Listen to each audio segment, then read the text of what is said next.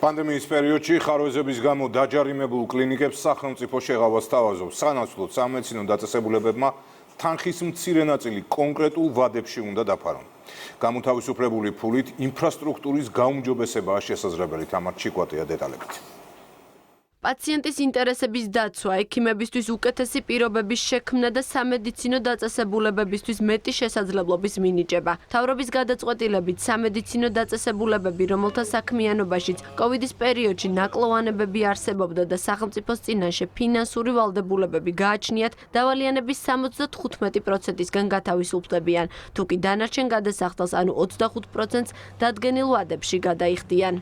არაერთი სამედიცინო დაწესებულება შეძლებს, რომ ამ მინიჭებული შეღავათით ისარგებლოს. ჩვენთვის მთავარი ამოცანა, რომელსაც ვისახავთ ამ ინიციატივის განხორციელების შედეგად, ეს არის მეტი შესაძლებლობის მიცემა, მინიჭება სამედიცინო დაწესებულებებისთვის, რათა მათ შორის ეს ფინანსები წარმართონ და მოახმარონ სწორედ იმას, რასაც ქვია პაციენტის საუკეთესო ინტერესის დაკმაყოფილება, ექიმებისთვის უკეთესი პირობების შექმნა. ჯამში 26 მილიონი ლარის დავალიანებაზე საშეღავათო პირობების დაწესების ერთ-ერთ მთავარ მიზეზად ასევე კლინიკების ინფრასტრუქტურის განვითარებაც დასახელდა. ცვლილებები კლინიკების ინფრასტრუქტურულ განახლებას ეხება. ეს კი ამ დაწესებულებებში სამედიცინო მომსახურების ხარისხს გააუმჯობესებს. კლინიკებს აქვთ მიმდინარე კონკრეტული ინფრასტრუქტურული ვალდებულებები და მათ აქვთ განვითარების გეგმები, რომლისთვისაც რა თქმა უნდა მათ სჭირდებათ ფინანსური მხარდაჭერა. სწორედ აქ ჩნდებოდა გარკვეული კოლიზია დაგესრებულ პასუხისმგებლობასა და მათ ფინანსურ შესაძლებლობებს შორის. ყველა საფუძველი გვაქვს ვთქვათ, რომ ძალიან დიდი ნაწილი რეალურად ამ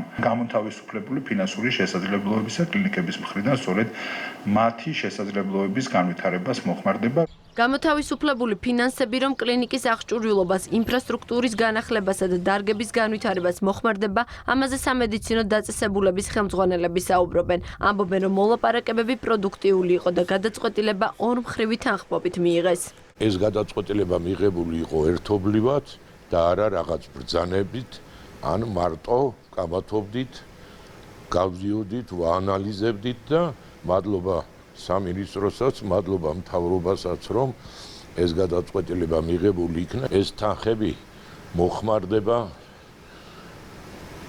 სამოწყოფოს რესტრუქტურიზაციას, აპარატურის რეფინანსირებას და დარგების განვითარებას.